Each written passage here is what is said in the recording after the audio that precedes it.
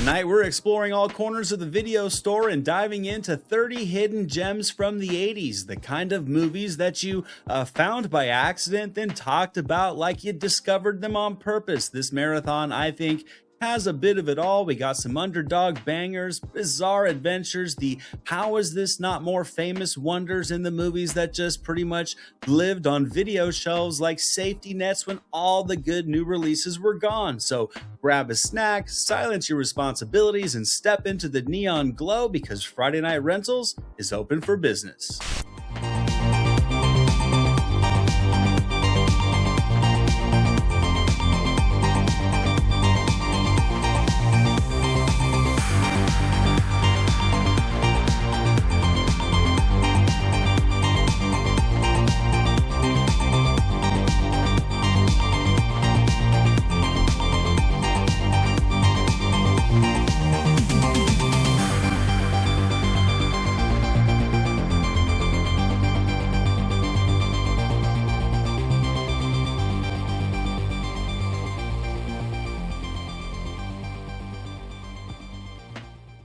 What's up out there, guys? Welcome back to the channel. This is Movies Never Say Die, and I'm Anthony DeJoya. This video is a super cut of my first 3 episodes of my Friday Night Rentals series, stitched into one long hangout session because the YouTube algorithm likes it.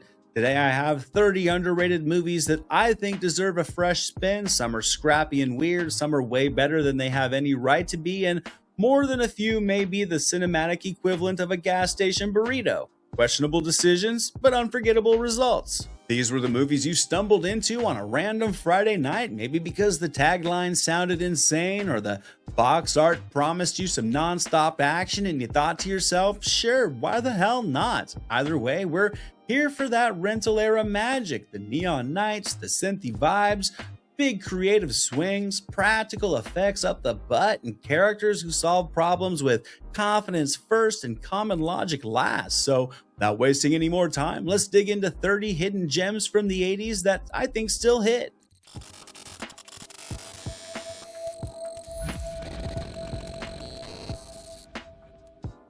In 1987, Canon Films would give us Masters of the Universe, a gloriously weird mix of sword and sorcery and 80s cheese.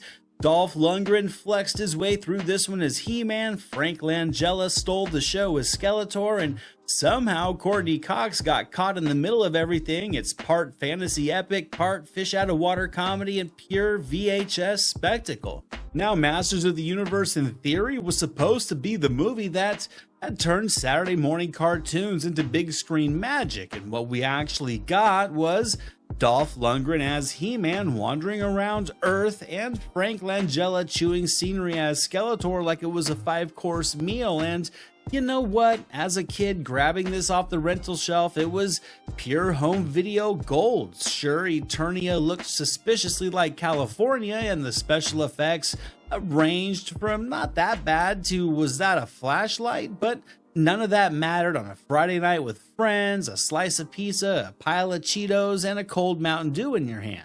Looking back, the movie was part of Canon Films' wild gamble to crack into the mainstream, and while it didn't exactly dethrone Star Wars, it did carve out a cult following.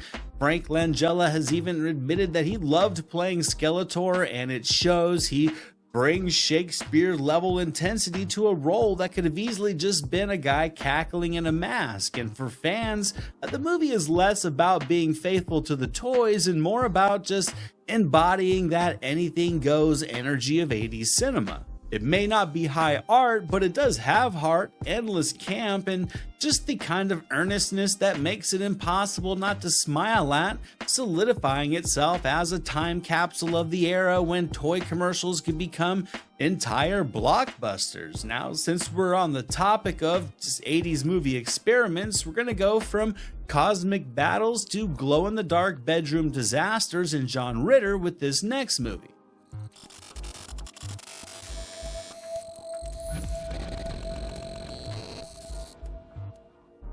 John Ritter in a sex comedy about midlife crisis. That's Skin Deep, a 1989 Blake Edwards comedy that asked, what if Three's Company dropped the laugh track and went full R-rated with Ritter juggling exes, girlfriends on the side, and endless bedroom hijinks. It's both raunchy, oddly sweet, and very much a time capsule of late 80s adult comedy.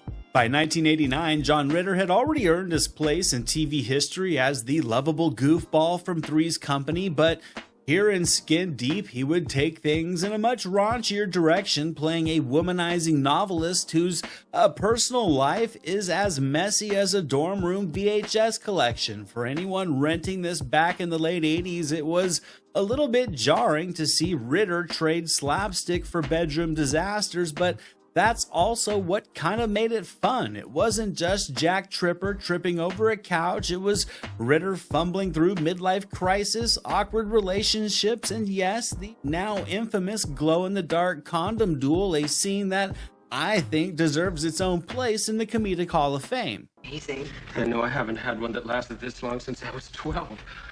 Skin Deep just lived in that space where late 80s comedies would try to balance heartfelt lessons with outrageous gags.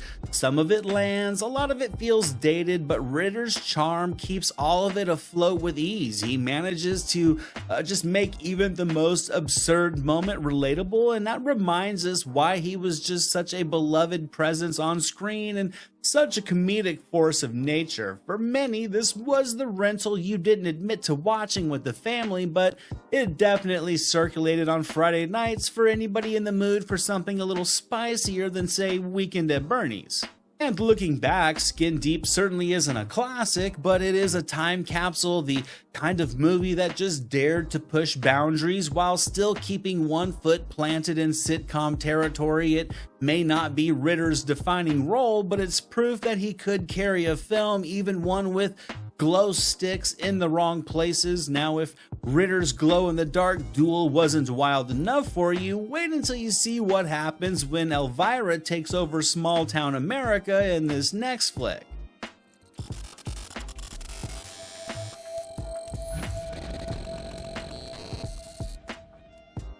Cassandra Peterson would take her campy TV horror host persona to the big screen in 1988 with Elvira, Mistress of the Dark. Equal parts spooky and silly, it followed Elvira inheriting a creepy mansion in a conservative town, unleashing chaos, cleavage, and a killer casserole. Think Bewitched meets Morticia Addams meets late night TV.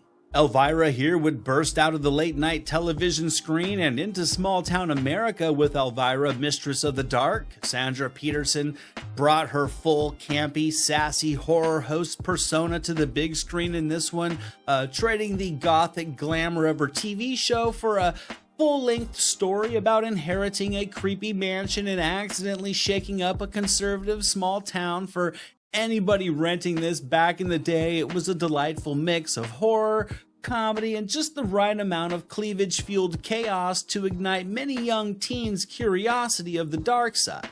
What makes Elvira so memorable, though, isn't just the jokes or the more than slightly absurd plot, it's really Peterson herself. I mean, she walks that tight line between spooky and ridiculous with total confidence, turning even the most outlandish scenarios into just a performance you can't look away from. The townspeople in this movie, they may be uptight, but the movie itself doesn't take itself seriously at all, which is exactly why it works. You can almost imagine kids on Friday nights back in the day watching this in the dark, whispering, "You think she has the plants?" while secretly not caring either way. Pop culture-wise, Elvira would be cemented as a symbol of 80s camp and Halloween celebration, influencing everything from costumes to late-night horror hosting for years to come. Today, it's not just a movie, it's a bit of a reminder of a time when horror and comedy could just collide in bold, bright,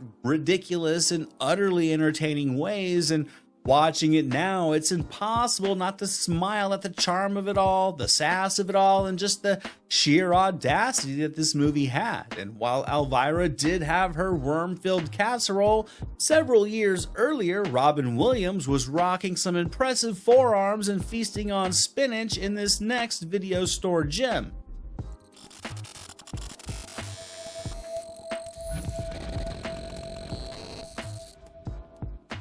Prior to achieving award-winning stardom, Robin Williams strapped on the giant forearms to play the spinach-guzzling sailor in Robert Altman's comedy musical Popeye from 1980. Shelley Duvall is perfect as Olive Oyl, and the movie is as strange and offbeat as the comic strips it's based on. Today it's a musical oddity, a total throwback, and truly unforgettable. Before Robin Williams became the genie, Mrs. Doubtfire, or the inspirational teacher who made us stand on our desks, he was Popeye. Giant forearms, squinty eye, corncob pipe and all. This was one of those rentals you grabbed out of sheer curiosity or just found yourself watching on cable in the middle of the afternoon on a weekend. Was it comedy? Was it a musical? Was it a live action cartoon? And I guess the answer would be yes, yes, and yes, while also being kind of a what the hell did I just watch experience. Williams in his first leading role just throws himself into the sailor persona with mumbled lines and plenty of I am what I am, while Shelley Duvall might be the most perfectly cast Olive Oyl imaginable. The songs are quirky, the sets look like they were built from driftwood and spare paint, and the whole thing just feels less like a blockbuster and more like an oddball stage play that somehow wound up on a VHS tape and got circulated. I said fooey, and I mean fooey. Fooey.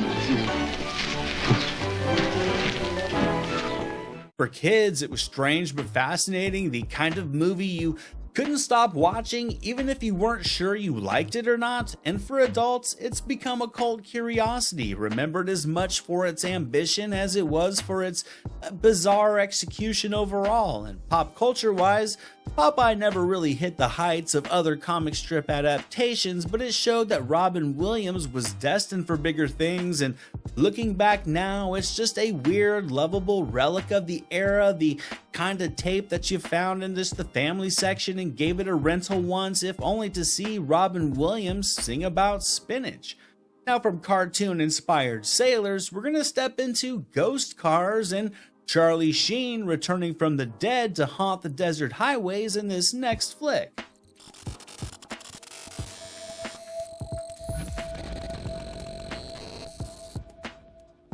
In 1986, Charlie Sheen starred in a supernatural car revenge movie where a murdered teen comes back as a mysterious driver of a turbocharged Dodge Interceptor. Toss in Sherilyn Fenn, a magnificently over-the-top Nick Cassavetes, and backlit desert highways, and you've got one of the wildest ghost car movies the 80s ever produced.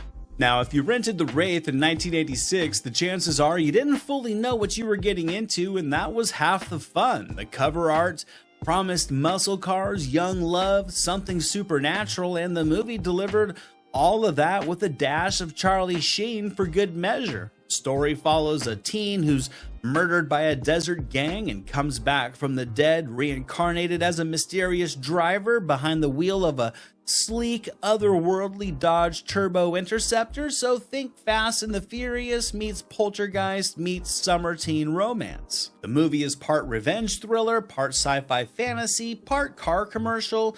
Every race feels like it was filmed just for the VHS trailer reel, and honestly, that's what makes it such a good time. Back in the rental days, this was the perfect pick for teens looking for something edgy but not too heavy.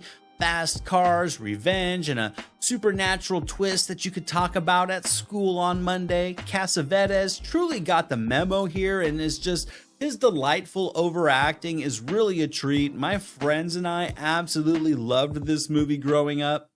There's a kid out there using his car to kill people.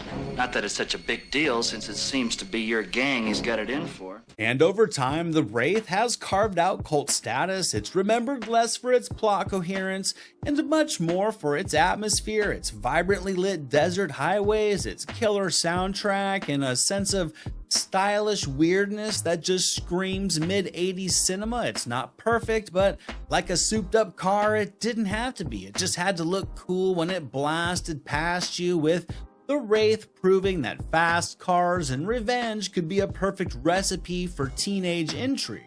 This concept, however, wasn't nearly as wild as this next movie, based on the gross-out kid sticker cars that we all had at least a few of when we were a kid.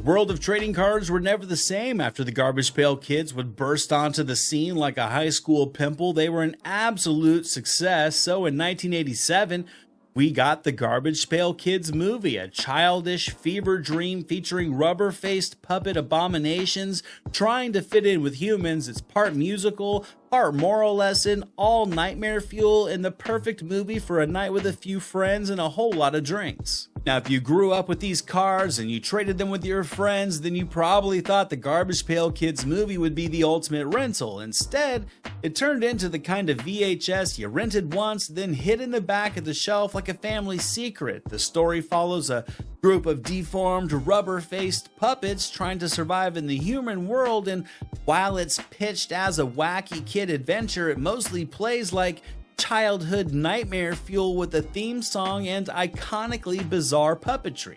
For kids, it was both fascinating and disturbing. The costumes looked like they were built in someone's garage, and the expressions never changed, which made them weirdly terrifying. Adults who rented it probably wondered how it ever got past a pitch meeting, and yet there's something strangely admirable about how unapologetically odd it is. I remember enjoying it as a kid because I was a kid and I loved the Garbage Pail Kids. It didn't take much more than that at 10 or 11 years old. But pop culture wise, the movie bombed. It certainly came too late in the GPK wave of popularity, but it remains infamous, the kind of movie people think about when listing the strangest adaptations of all time. If nothing else, the Garbage Pail Kids movie proved that not every toy or trading card deserved a movie, but every movie deserved at least one confusing rental back in the day. Now, if you're looking for a movie that's a bit more straightforward and much more grounded, let's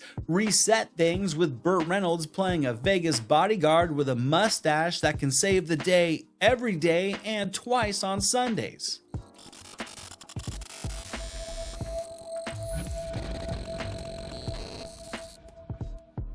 Not to be confused with the De Niro versus Pacino heat, this movie came out in 1986. It stars Burt Reynolds as a Vegas bodyguard who gets in over his head with the mob. It's an action thriller that delivers plenty of Reynolds charm, plenty of mustaches, a few sucker punches. It's a gritty little neo-noir that definitely deserves a second spin around the rental bin. I think this movie delivers Reynolds in all of his iconic glory, mustache intact and charm set to maximum. Here, Burt plays Nick Escalante, a Las Vegas chaperone who's basically a bodyguard for hire that has a soft spot for damsels in distress and a knack for making bad guys regret their career choices.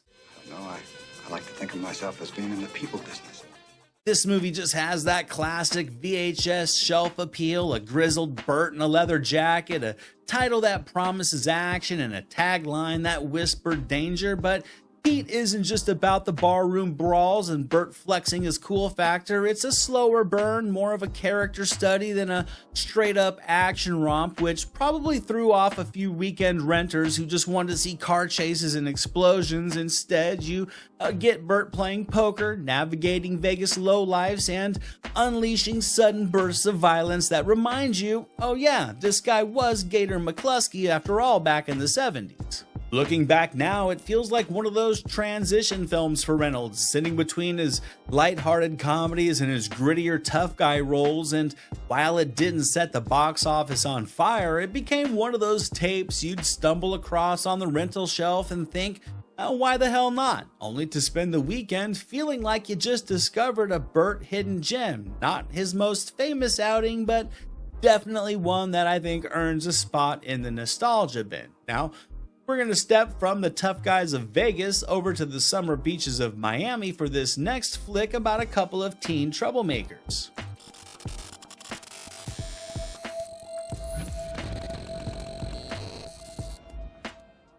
Before Johnny Depp was an A-lister, he was just a horny teenager running around Private Resort in 1985 alongside Rob Marrow. Depp and him scheme their way through a Florida getaway filled with bikini-clad chaos. It's the kind of teen sex comedy that just defined the 80s, complete with slapstick, bad decisions, gratuitous nudity, and questionable fashion. Before Johnny Depp was sailing the high seas as Captain Jack Sparrow, he was chasing girls around a Miami hotel and private resort. This was Depp's first real starring role, and let's just say it wasn't exactly Oscar bait. Teaming up with Rob Morrow, the duo plays buddies, spending a weekend at a luxury resort where the mission is pretty simple: meet women, avoid getting in trouble, and repeat. Of course, trouble finds them anyway in the form of mistaken identities, a jewel thief played to perfection by Hector Elizondo, and endless slapstick chaos. And that's really all you needed. This movie is pure 1980s teen comedy energy, living somewhere between Porky's and Spring Break. It's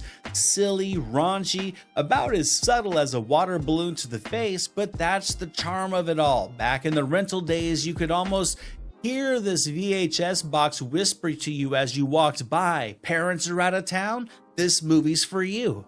And while critics didn't exactly roll out the red carpet, I think Private Resort has a goofy charm to it, especially now that it's retroactively funny to see Johnny Depp in such a lightweight romp before he would become Hollywood royalty. It's the kind of movie that wasn't really on heavy rotation on cable TV, which made renting it feel a little bit like you were in on a secret. And for fans of 80s comedies, it's just a reminder that not every single movie needed depth. Sometimes you just needed a goofy weekend escape with a side of neon swimsuits. Now, if you prefer a bit more sophistication with your laughs, then this next movie, featuring a great ensemble cast, really does dial up the charm, dials up the wit, and it definitely dials up the double crossing.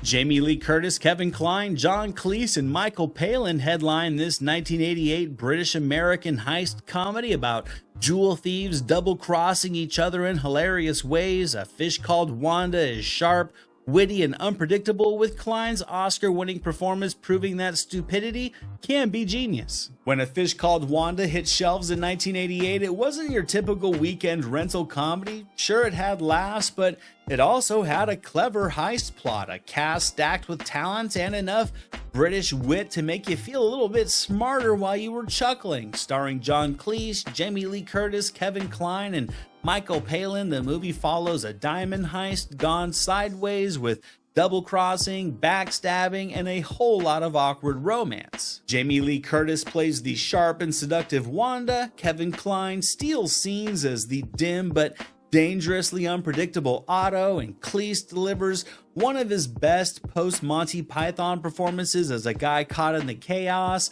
Kline even walked away with an Academy Award for his role, not something you see every day from a VHS comedy rental, but admittedly, this movie was a box office beast, so it was certainly much more than just that. What made A Fish Called Wanda stand out back then and still today is how it balances screwball humor with clever writing. You get slapstick gags, witty dialogue, and moments that just bordered on farce, all while keeping the story tight. And for a Friday night rental, it offered laughs that landed just as well for teens sneaking in a late night watch as it did for parents who claimed they just wanted something light. And over the years, I think it's aged like fine wine. And if you ever wanted proof that comedies could be both smart and hilarious, Wanda is the tape that you'd point at on the shelf. Now, finally, what better way to close out this video than with Anthony Michael Hall ditching his nerd roots and stumbling into LA crime in this last video store classic in this episode.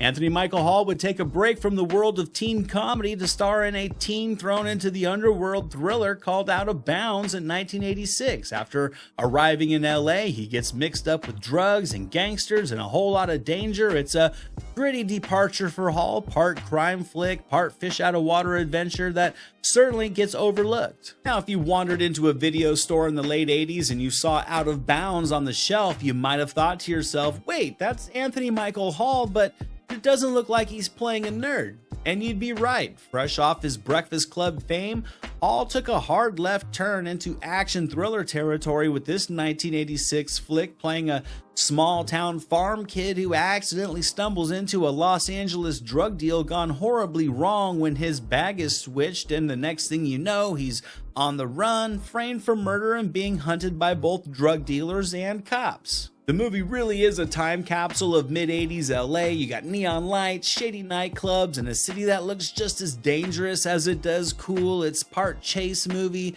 part fish out of water story, and part attempt to rebrand Hall as something more than just John Hughes' go-to awkward teen. And while the box office didn't exactly buy into the transformation, Out of Bounds found its way into rental racks where curious fans of Hall could see their favorite geek suddenly outrunning bad guys and dodging bullets. And looking back, it's the kind of oddball career move that actually makes perfect sense in the VHS era. It may not have launched Hall into action stardom, but it gave us a gritty little cult movie that's fun to revisit. If nothing else, it's proof that in the 80s, even the nerdiest kid in school could be one bad weekend away from becoming an action hero, and that's why as a teen I always loved these teen adventure and thriller movies.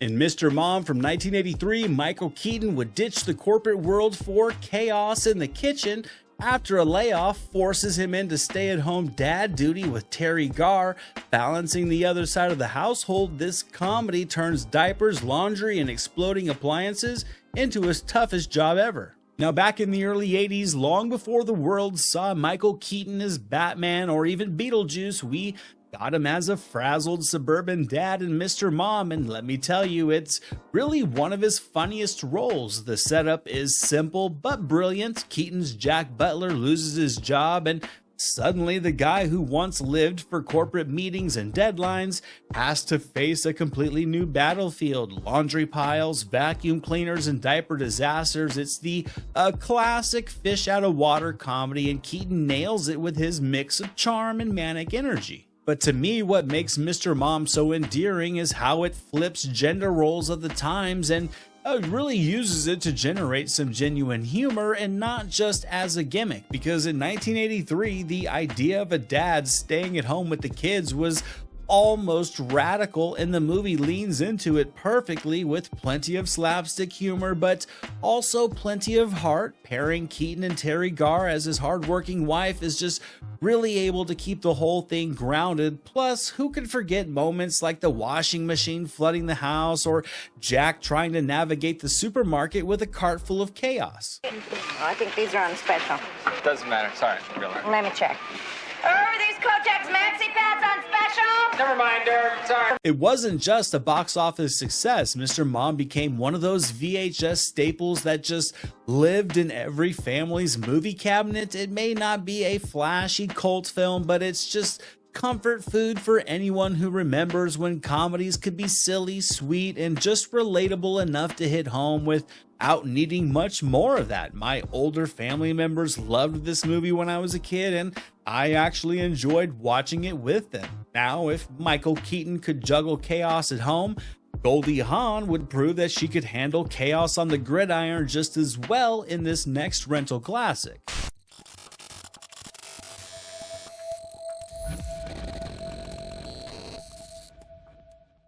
1986's Wildcats gives us Goldie Hawn as a football coach, determined to prove that she can lead the rowdiest team in town to victory with a young Wesley Snipes and Woody Harrelson suiting up.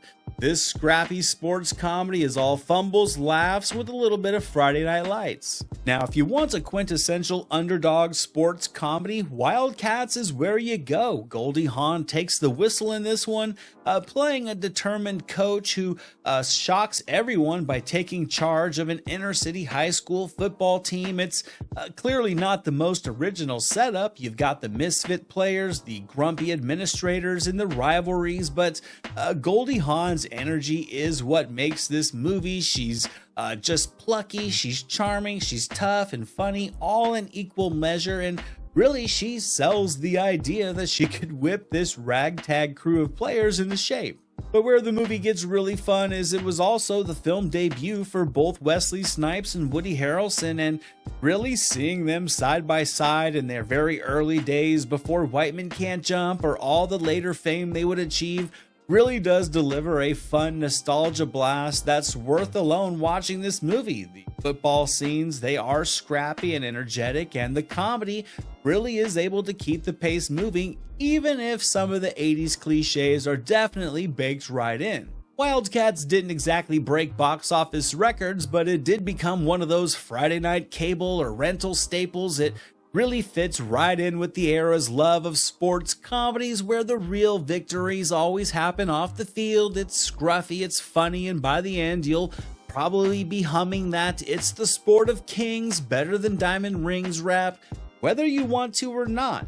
Now, let's go from the football field to the computer lab for this next movie where love gets tangled in wires, keyboards, and an awkward AI crush.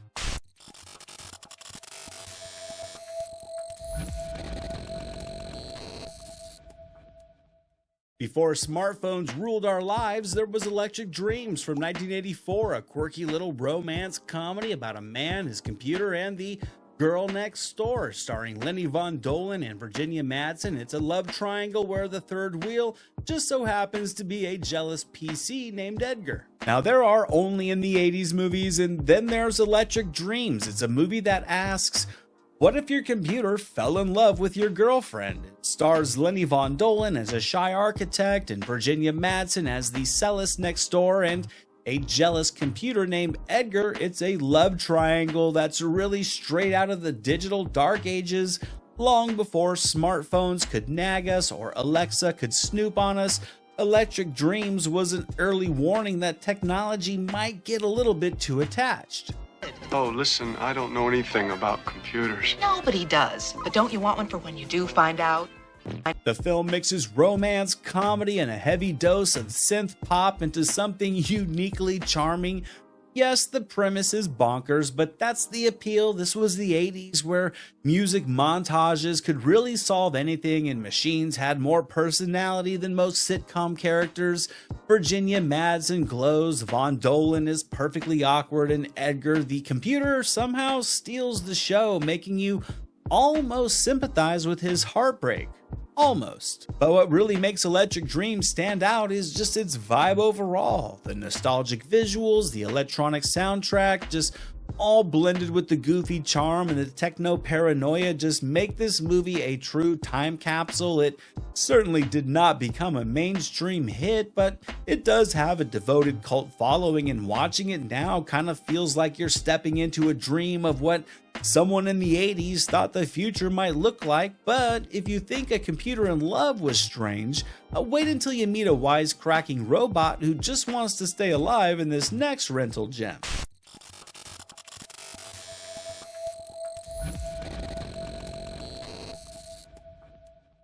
In Short Circuit from 1986, Ali Sheedy and Steve Guttenberg would team up with Johnny Five, a wisecracking robot who escapes the military after discovering he's alive. With lasers, laughs, and a heart bigger than its hard drive, this would become peak 80s family fun. If there was ever an 80s movie that proved robots could be funny, adorable, and weirdly relatable, it has to be Short Circuit, a movie that took the ET template and just ran in its own direction with it. It stars Ali Sheedy, Steve Guttenberg, and Fisher Stevens in some very questionable casting choices for 21st century standards at least, but the real star here is hands down Johnny Five, a military robot who gets zapped with lightning and suddenly becomes sentient. With wide-eyed wonder and a knack for wisecracks, he escapes his creators and of course sets off to discover life, love, and maybe some robot booty, as well as a whole lot of input in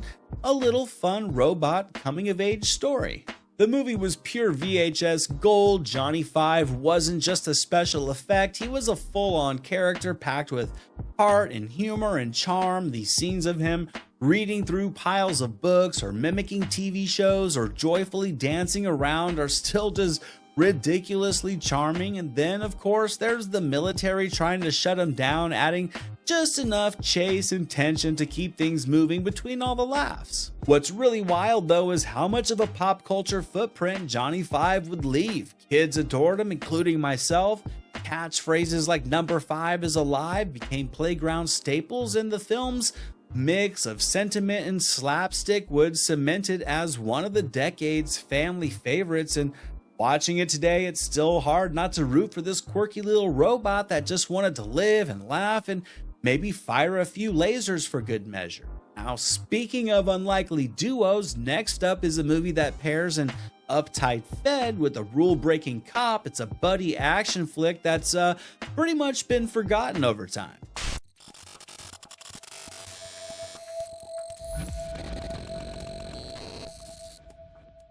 The Wild Pair from 1987 would throw Beau Bridges and Bubba Smith together as an oddball couple who team up to chase down some drug dealers. It's an action comedy packed with shootouts and car chases and plenty of cop banter. It's pretty much Lethal Weapon if you grabbed it off the shelf, maybe a few rows lower. If the 80s taught us anything, it's that every oddball duo deserved at least one buddy cop movie, and The Wild Pair is Exhibit A, starring Beau Bridges as an FBI agent and Bubba Smith as a tough narcotics cop. This one throws the two together to, of course, take down some drug lords as well as clash every step of the way. This one has Bridges bringing the straight man energy with charm, while Smith oozes that cool, tough guy charisma that only he can deliver by bringing plenty of intimidation, but also that same lovable charm he brought to the Police Academy movies. Now, is it groundbreaking? Far from it, but that's kind of part of the charm. It's like finding a forgotten gem in the video store action section. I remember stumbling onto this movie on cable as a kid, excited to see Hightower as a full-fledged cop. The shootouts are loud, the car chases are messy, and the dialogue lands somewhere between serious thriller and accidental comedy. So naturally, The Wild Pair never broke it big in theaters, but it became a cult rental for people who'd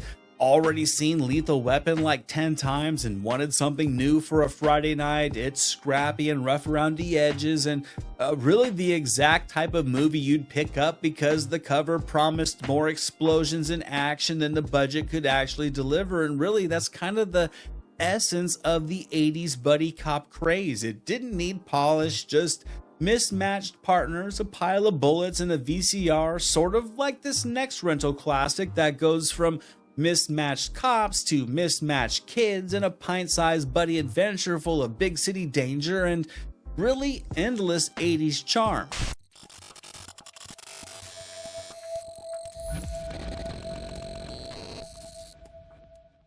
In Big Shots from 1987, a suburban kid teams up with a street-smart hustler after tragedy strikes, leading them into a wild Chicago-set adventure starring Ricky Busker and Darius McCrary. It's part Stand By Me, part 48 Hours, and a buddy comedy drama that has action, heart, and plenty of 80s attitude.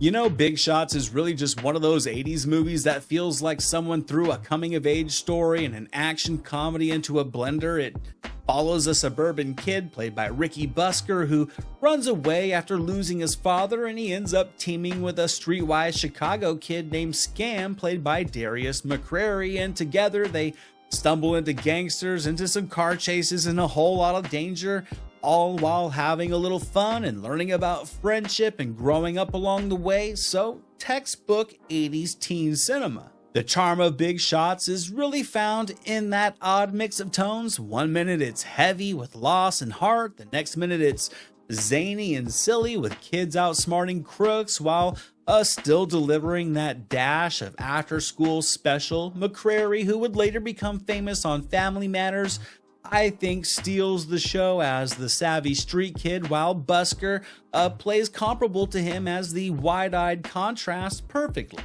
Naturally, critics didn't know what to make of it, and it was quickly dismissed, but on VHS and cable it did have a second life. It's the kind of movie kids rented because the cover looked cool and parents rented because it seemed family-friendly enough, only to realize it had more grit than they expected. And looking back now, I think Big Shots is another one of those 80s time capsules. It's funny, awkward, heartfelt, and a little rough, all of which makes it memorable. But if you thought city kids had it tough, just wait until you see what happens when an alien crash lands in suburbia in this next movie.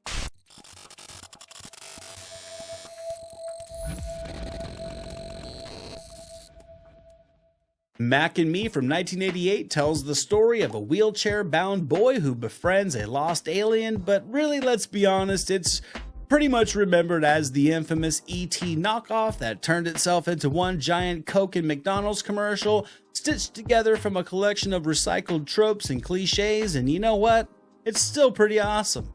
Mac and Me, the movie that boldly asked, what if E.T. was made with way less money and way less subtlety, way more product placement, with a kid in a wheelchair? Story follows a young, of course, wheelchair-bound boy who befriends a stranded alien named Mac, which not so coincidentally stands for mysterious alien creature, and together they dodge government agents and try to reunite Mac with his family. It's heartwarming, right? Well, kind of. That was really the intention, of course. Sadly, what people really remember isn't the story, it's the shameless corporate tie-ins. This movie doesn't just feature Coke and McDonald's, it pretty much worships them. The infamous fast food dance party where Ronald McDonald himself shows up might be one of the most gloriously bizarre sequences in all of cinema. It's so over the top that it's just really crossed itself into cult status, with fans appreciating it for its unintentional comedy. Communing with the earth spirits.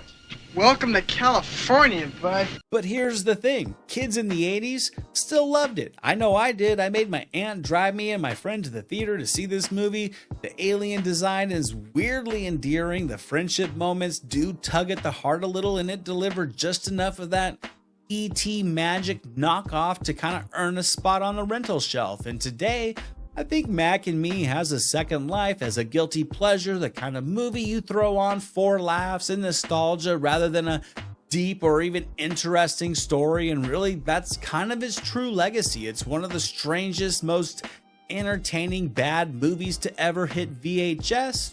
Now, from suburban strangeness, we're going to urban grit. Our next stop is taking us to the Rooftops, where breakdancing is survival. That's right, survival.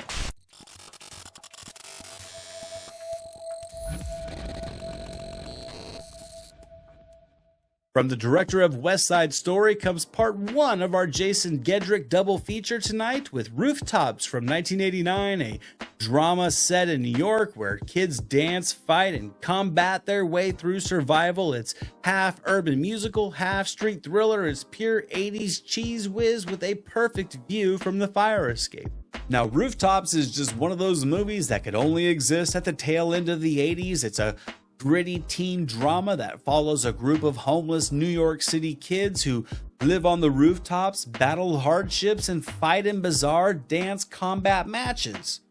That's right, you heard that correctly, street fighting as interpretive dance, only in the 80s and almost only from director Robert Wise. The plot follows 80s heartthrob Jason Gedrick as a street kid named T, caught between living on the city streets and, of course, dreaming of something bigger. And along the way, there are rival gangs, young love, and plenty of rooftop brooding. But really what makes it memorable isn't just a melodrama, which there is a surplus of. It's really just the surreal blend of styles. It's half urban musical, half crime drama, half teen coming of age story with dialogue that veers between heartfelt and unintentionally hilarious. Now, at the time, it didn't exactly light up the box office, but man, my friends' sisters or any female friends seemed like they were always watching this movie when it was on, and I'll admit it, as bad as it was, I enjoyed it. And like a lot of these movies, it found its audience on VHS with teens who were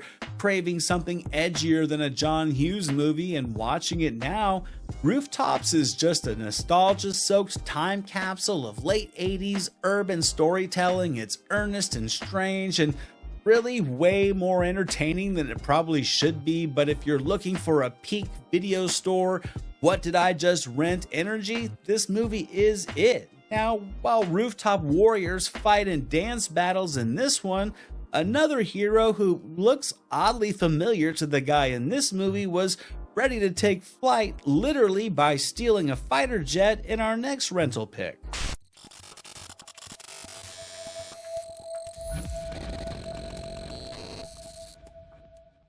1986's Top Gun alternative Iron Eagle gives us Jason Gedrick again, this time as a teen who steals a fighter jet with the help of Louis Gossett Jr. to rescue his dad from enemy territory. It's loud and backed by a full rock soundtrack that makes it Top Gun's VHS cousin. Just a few months before Top Gun would dominate the skies and the box offices, Iron Eagle gave us the ultimate teenage wish fulfillment fantasy. Jason Gedrick as a kid who straight up steals a fighter jet to rescue his father from enemy territory. How does he do it off? With a little help from 80s cinema, Louis Gossett Jr., a killer mixtape, and 80s movie logic that doesn't sweat the details. All jokes aside though, what makes Iron Eagle so memorable is just its underdog energy. It doesn't have the sleek polish of Top Gun, but it makes up for it with heart and melodrama and rock anthems blasting out of the cockpit, and Gossett Jr. absolutely grounding the film with his commanding presence. For teens of the era, it was pure empowerment. If the adults won't save your dad, just grab some aviator glasses, fire up the jet, and get the job done yourself. The movie may not have been a critical darling, but it was a routine rental for me and my friends, and we would always watch it when it was on afternoon cables, which it seemed to be always playing on, and it would earn enough love from VHS rentals to spawn 3 more sequels, with each one more wilder and more low budget than the last. And today, Iron Eagle is just a cult classic of 80s action, remembered less for the realism and much more for its attitude. It's cheesy, it's over the top, and totally sincere about it, which is exactly why it works. And finally, from sky-high dogfights, we land in a spy game gone wrong where campus hijinks meet Cold War intrigue.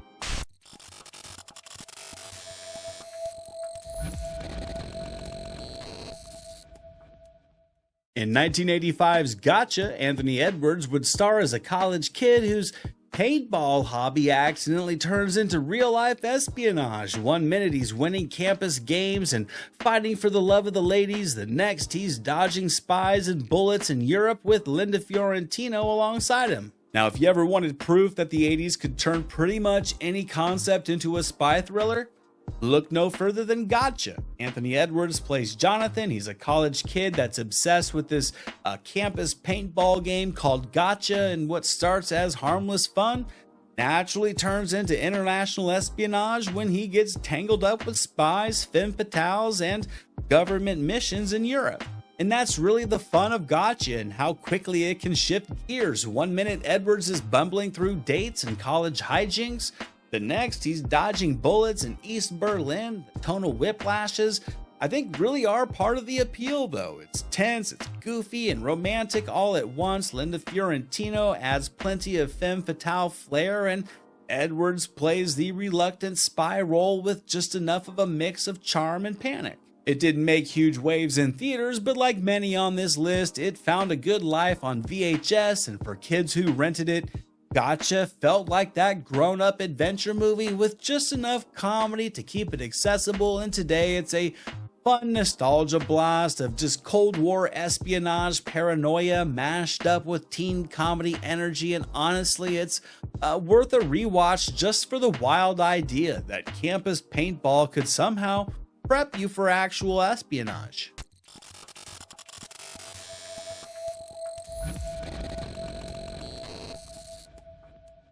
First up is Hero at Large from 1980, pure weekend on the sofa comfort where John Ritter plays a struggling New York City actor hired to wear a superhero suit for a promo and accidentally thwarts a mugging, causing the city to suddenly want him to be the real thing. It's a movie that's low on spandex, high on heart, and one of those cable era finds you stumble onto, grab a snack, and finish with a smile. Now, the charm of Hero at Large really sneaks up on you like a late-night cable find, a movie you never planned to finish, yet end up rewinding to see your favorite bits again.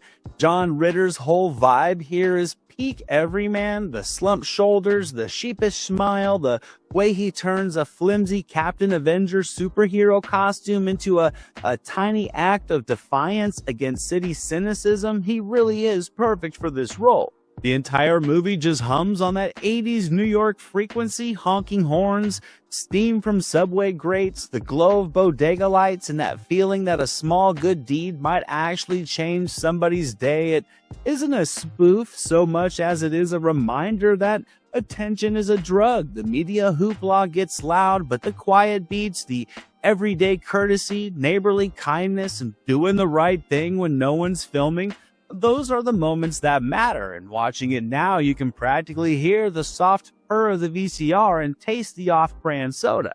People putting themselves on the line for other people. That's what being a hero is. Ritter's physical comedy is feather light and effortlessly effective, while Ann Archer, I think, gives the story weight, so the story never floats off into cartoon land. If you grew up on capes and catchphrases, this plays like the handmade version with the felt mask and a shaky moral compass and a city deciding whether or not to believe. It's small, sweet, and exactly the kind of VHS comfort food that turned a random Friday night into a memory. Now, while on the topic of everyday heroics, our next test of courage involves less crime fighting and much more surviving the locker room, so dust off those Leatherman jackets.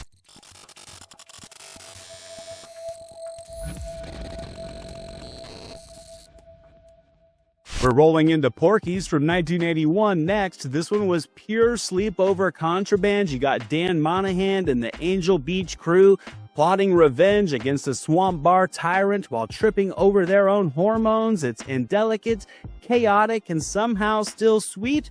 Despite it being a sneak rental, you had to have your friend's older brother grab you for an extra $5. Now, for a certain generation, Porky's wasn't just a movie. It was that ghost tape that lived behind the family-friendly clamshell in your movie collection. Mine, personally, was kept in a slipcover for Sports Illustrated's greatest highlights of the Super Bowl, and really what keeps it from being just wall-to-wall gag reels is how shaggy and sincere it feels about friendship and humiliation, those eternal high school electives that you weren't given an option for. Why do they call you meat? Because it's so big?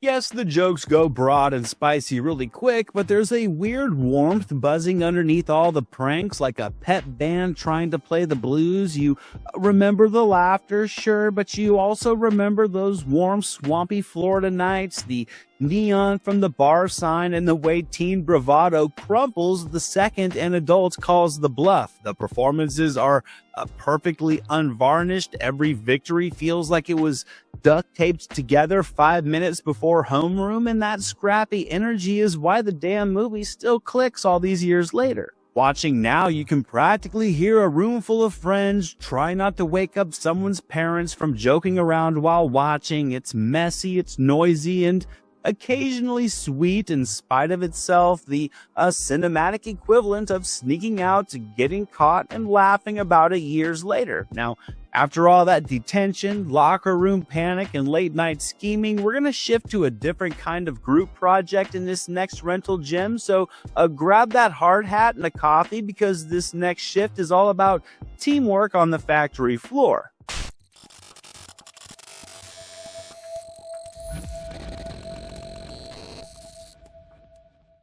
Next up is Gung-Ho from 1986, where Michael Keaton is at his motor-mouthed best trying to save a small-town auto plant when a Japanese company takes over, with Gede Watanabe and George Wendt helping turn culture clashes into punchlines and pep talks. It's a blue-collar time capsule where teamwork and donuts do all the heavy lifting. Gung-Ho is one of those tapes that just smells like shop grease and break room coffee the second that you hit play. Michael Keaton is fantastic as a fast-talking foreman trying to save a small-town auto plant when a Japanese company takes over, and really the movie hums perfectly on that mid-80s we can figure this out together optimism. The jokes really do land in all the friction. You got clipboard rules versus duct tape ingenuity, bowling protocol versus let's just get this thing running by Friday thinking, and it just gels like a squirt of each soda from the vending machine at 7-Eleven. Gede Watanabe's steady presence and George Wendt's lovable stubbornness effectively round out the cast, so it never becomes a lecture. It's always fun. It's more like a chaotic team building exercise where everybody leaves with a little grease on their face and a story to tell, and watching it now, it just feels like the factory floor with a vending machine coffee in your hand at 5 a.m. You can feel the sting of a missed quota and rejoice in the bizarre pride of finally seeing the line move into production. Completely retooled, and I'm telling you, it is in great shape. Whoa, how'd that get in there? Yikes. Whoops. So in a nutshell, Gung-Ho is corny in all the best ways. You get pep talks, compromise, donuts, the kind of blue-collar time capsule movie that just makes you want to root for people to meet in the middle, regardless of the situation. Keaton keeps it nimble. He's rat-a-tat funny 1 minute and quietly earnest the next, which is why you find yourself still leaning in even when the cliches in the story rev up. Now, after all that punching in and punching out and figuring out how to be a team again, I think we've earned ourselves a little R&R. We're going to call in sick, we're going to pack up our loudest shirts, and we're going to stumble into the tropical chaos of this next rental era classic.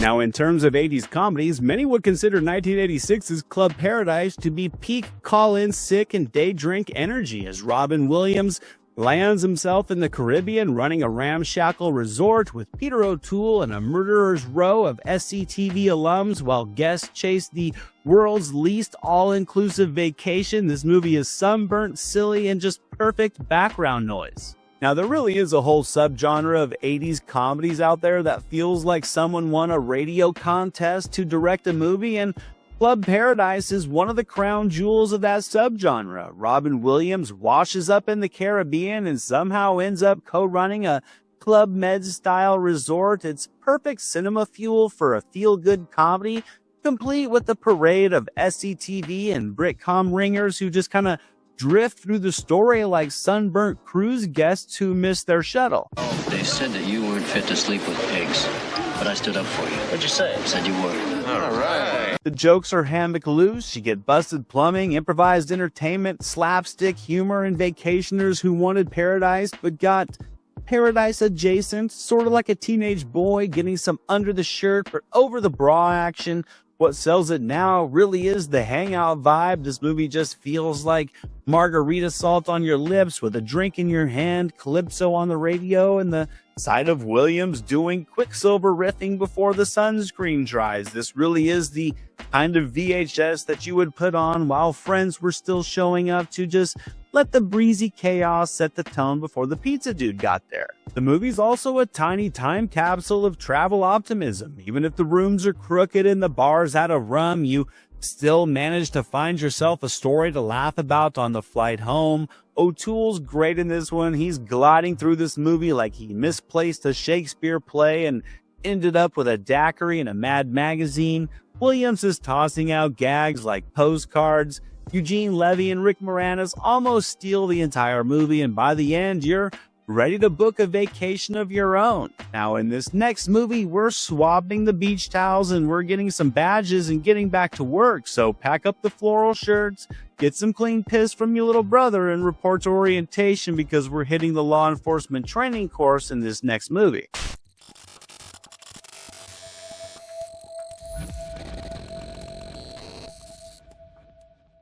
In 1988's Feds, Rebecca De Mornay and Mary Gross tackle FBI training like a tried-and-true buddy cop odd couple would. Here, brains meets brawn meets bureaucracy with exams and chase drills and plenty of locker room giggles. It's breezy underdog fun that easily goes best with a 2 liter of Coke and a bag of microwaved pizza rolls. Feds really does play like the answer to a dare. What if the FBI Academy was a buddy comedy dorm like Police Academy without all the slapstick? Rebecca De Mornay and Mary Gross make a great odd couple. One's all sharp elbows and test scores. The other's all instinct and panic with a pulse. The movie really does live in the little humiliations of training, the obstacle course that looks easy until you meet it. Firearms qualifying rounds that turn your hands into oven mitts, and group projects where somebody inevitably volunteers you to be the lead. Double action or single action? Double or single? Whatever. You know my taste. What I think keeps it fun is just how unpretentious it is. There's no grittiness, just the goofy swagger of late 80s studios saying, sure, why not? The gags are locker room light, the set pieces are quick, and the wins feel earned enough to make you cheer from the couch like a auxiliary classmate. And watching it now, you can just almost smell the floor polish and hear the whistles echoing off the cinder block walls during the training rounds. De Mornay gets to be crisply funny instead of just glamorous, and Gross turns uncertainty into a weapon, half cell phone, half secret superpower. It's the kind of movie you'd grab on a 3-for-2 deal or find on cable at 11 p.m. and end up finishing, and by the final exam you can't help but root for this duo to succeed with flying colors. Now, after mastering all the night drills and the flashlight checks, it's only fair we point those beams under the bed, so grab a snack and a nightlight because we're crawling into the mischievous monster underworld in this next rental flick.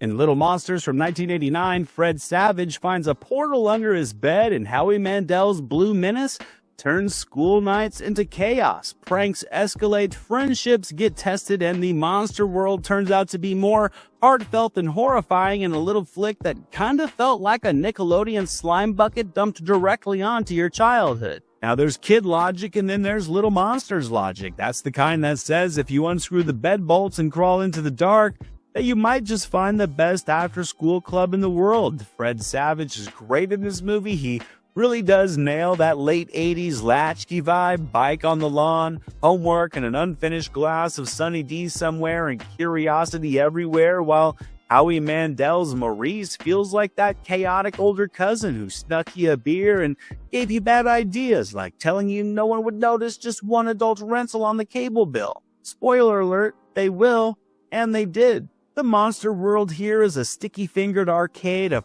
pranks and punk color built from plywood and attitude and the kind of imagination that really just runs on Capri Suns and Smarties. What lands now isn't the gross out so much as the friendship contract. Thrill-seeking is fun until consequences show up. Then you have to pick a lane. You have to grow up a notch or double down on trouble, and the movie really does kind of play like a sleepover you half remember. A glow under the bed, a skateboard clacking across a too-quiet kitchen, and that jolt when you realize it's almost dawn and your parents will absolutely notice the blue paint. If we're not up before the sun clears the horizon, we turn into monsters. Are you still in? I'm in. The effects overall, I think, have that fun handmade charm, rubber, sparks, and smoke machines working overtime, which only deepens the nostalgia. And Savage, as I said, I think he easily sells the brave because I have to be turned, that pivotal moment every kid movie secretly builds towards. It's messy, it's mischievous, and charming enough to deliver a fun nostalgia rush, but childhood only shields you for so long because when the sun comes up, the games can stop quickly, like in this next movie. So pack away the pranks and tuck in the flashlight. It's time to trade the monster lore for some survival lessons.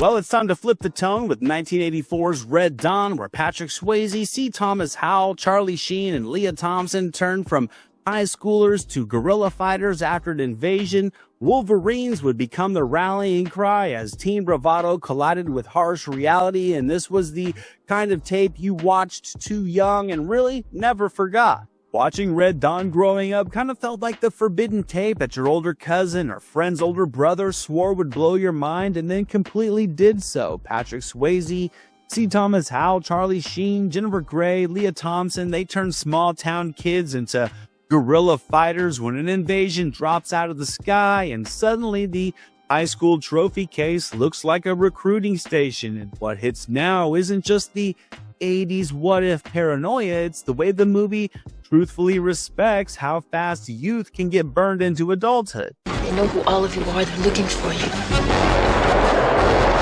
You're 40 miles behind the enemy line. The mountains become a crash course in responsibility, rationing food, losing friends, and learning that bravado doesn't keep you warm or alive. Swayze's big brother Gravity really does anchor the group, while Thompson and Gray add a defiant steadiness, one that I think keeps the Wolverines' rally cry from feeling like pure fantasy. You're going to remember the snow, the makeshift camps, the chalk scratch maps, and that particular kind of silence that movies just don't really use much anymore. Red Dawn is earnest and often blunt, but you can see why it was imprinted on a generation, one that passed the same VHS tape around like you were letting someone else into the club. The action is really rough-edged and practical. You got squibs, dust, dirt, and drop-and-run tactics instead of invincible heroes, with the losses landing much harder than you'd expect when you're holding a big bowl of popcorn. And by the time the end credits roll, the room certainly will feel a bit heavier, which is exactly why this next movie really lightens the mood with Therapy by Toy Aisle. So shake off the grits, rev up the engines, and embrace the chrome optimism, because the dune buggies are waiting and the hero poses are mandatory.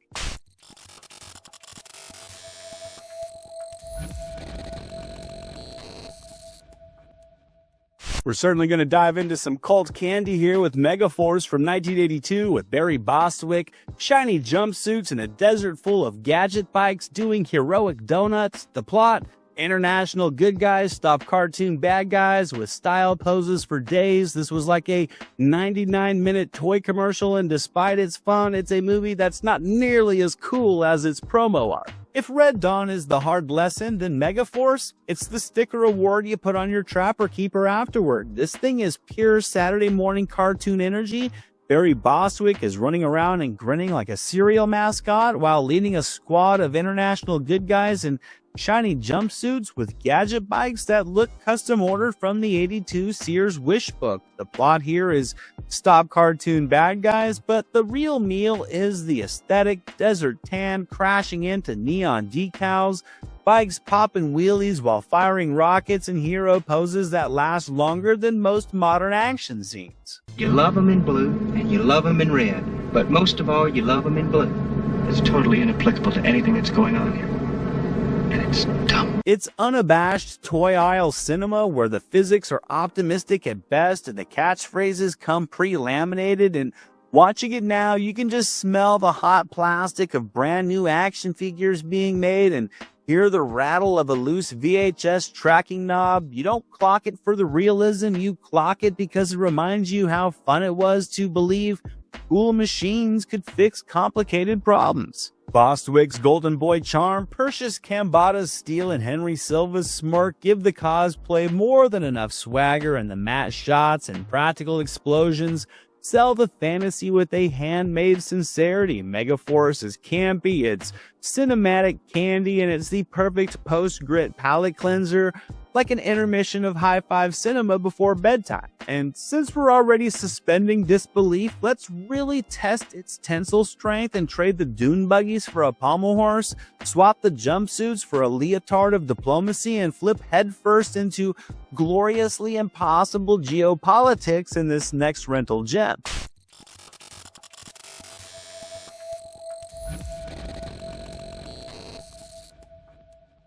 1985's Gymkata was a little movie that dared to ask a big question. What if Olympic gymnasts could solve political issues and fight ninjas in the process? Kurt Thomas flips through a deadly game in a far-off country, fighting villains with pommel horse precision. It's gloriously bizarre and exactly the late-night rental you laughed at with your friends, even though you secretly thought it was sort of cool.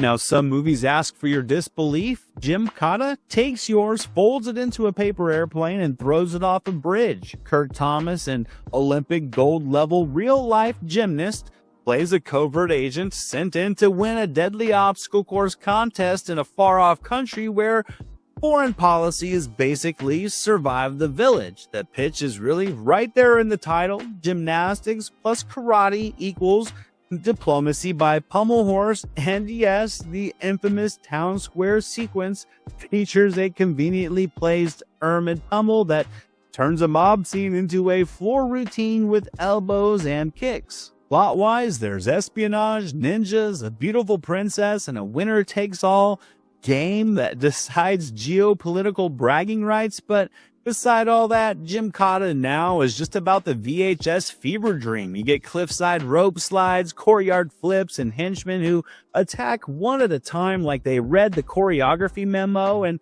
watching it now, you can still kind of feel the carpet burn from practicing handstands in the living room, and you can still faintly hear your friend insisting, "No dude, this part is real." There is one chance for one man. Any questions? None. Thomas's straight arrow earnestness surprisingly sells all the nuttiness if you let it, and the stunt work just has that handmade charm. There's wide shots, real falls, zero irony. Gymkata is a cinematic curiosity. To some, it's a cult trophy, and it was that perfect sleepover double dog dare with friends to try not to cheer when the dismount sticks. Now, after all the improbable flips and the miracle mounts and the timed villains, let's check out the pros. It's time to trade novelty for bone-crunching impact and glass-shattering precision in a movie many consider to be the launching pad for the girls with guns subgenre.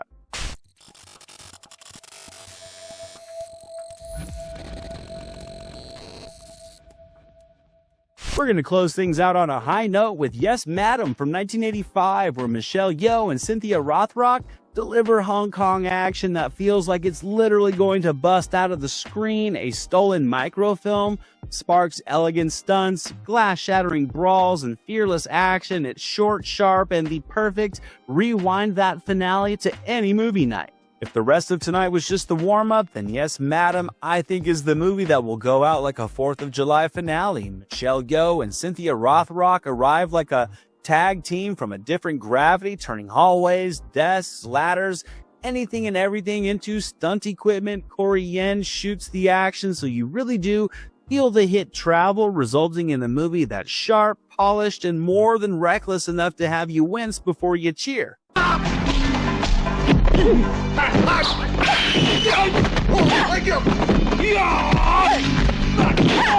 The plot's a classic Hong Kong tangle, stolen evidence, slick gangsters, a trio of hapless thieves in way over their heads, but really the story is in existence just to hustle you from one glorious bout of impact calculus to another. Yeoh's elegance meets Rothrock's blunt force precision, and when they converge, nothing within reach is safe, and it's a visual delight. You'll remember the office brawl like a rite of passage, shattering panels, airborne kicks, and that electric moments when both leads decide they've had enough of loopholes and niceties and unleash frenetic chaos. I think it's the kind of finale that rewires your definition of fight scene, then signs it with a freeze-frame smirk, and watching it now, you can feel that rental store thrill of discovering a new corner of the world on a random weekend, the import box art, the names you can't wait to seek out, and that sense that action really can be poetry written in bruises. Yeoh and Rothrock didn't just stick the landing with Yes Madam, they etched it into VCR heads worldwide. Then the end credits will roll and you'll instantly want to rewind a little bit and queue up that last 15 minutes all over again. And that's the stack for today, guys. 30 hidden gems from the 80s, proof that the best Friday night movies weren't always the ones with the biggest titles or the biggest budgets. They were often the ones you found by accident. Now, if you want to keep the good vibes rolling, you can jump over to my other series. I have a few of them. You can check out my VHS vaults for those 90s cult classics and late night cable oddities, or you can dive into my top 100 movies from the 90s countdown, where we're ranking the entire decade, one glorious movie at a time. Thank you guys all so much for watching my video and supporting the channel. I really do appreciate it. If you had fun hanging out tonight, do the usual good stuff, like, subscribe, Drop me a comment and let me know some of your favorite hidden gems from the 80s or some of the movies you're shocked I didn't mention. Be on the lookout for the next video coming real soon, and until then, movies never say die. This is Jack Burton in the Pork Chop Express, and I'm talking to whoever's listening out there. Survive a war, you gotta become war. I suppose we have to register you as a lethal weapon. You trying to say Jesus Christ can't hit a curveball?